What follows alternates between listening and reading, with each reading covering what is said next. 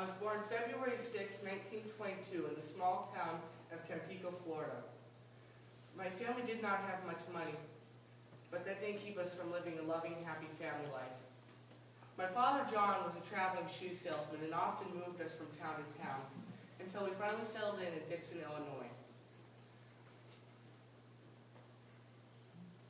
My mother, Nellie, was very influential to both my brother Neil and I, and was definitely one that believed in the power of prayer. I had a great childhood. I was quite good at sports, including basketball, football, but especially swimming. I was actually a lifeguard at the local pool for several summers. I graduated from Eureka College in Eureka, Illinois in 1932, and was lucky enough to get the job as sports reporter in Davenport, Iowa, announcing Iowa's football games for $10 each.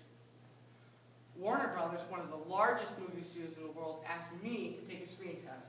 Apparently, they liked what they thought, and I signed a contract for $200 per week. The contract required me to move to Hollywood, California, where I would start my acting career in both movies and television, which would last for 30 years with 50 full-length films to my credit. I'd always had an interest in politics, and by 1940, I was a registered Democrat. But by 1952, I realized that my beliefs and philosophies paralleled more with the Republican Party. I helped Dwight Eisenhower with his presidential campaign in 1952 and with Barry Goldwater's in 1956. I gave a speech for Mr. Goldwater, which prompted folks to encourage me to run for governor of California, which I did, and I won. Although I lost my first presidential bid to Richard Nixon and my second to Gerald Ford, I was finally elected the 40th president of the United States of America with George H. Bush as my vice president. At age 69, I was the oldest president ever to become, oldest person ever to become president.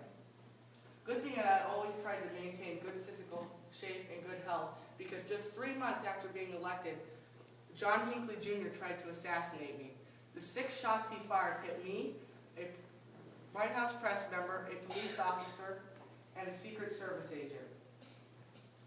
I remember joking with my doctors while in surgery by saying, "I sure hope you guys are Republicans." The same values that have been intact since our founding fathers, including patriotism, thrift, and hard work, supported my beliefs and accomplishments while in office. I championed the pro-life cause, good family life movements, the peace by using the strength of the military, and the reduction of nuclear weapons in both the United States and Russia.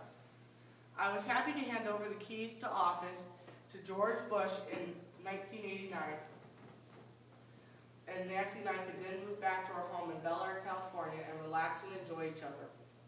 In 1994, I knew something was just not right, and after confirmation from the doctor, Nancy and I both knew that our next job was going to be to help me battle Alzheimer's. On June 5th, 2004, I lost that battle. I feel good about what I accomplished while in office. I ended a Cold War that had been raging since World War II. I put tax reforms into action.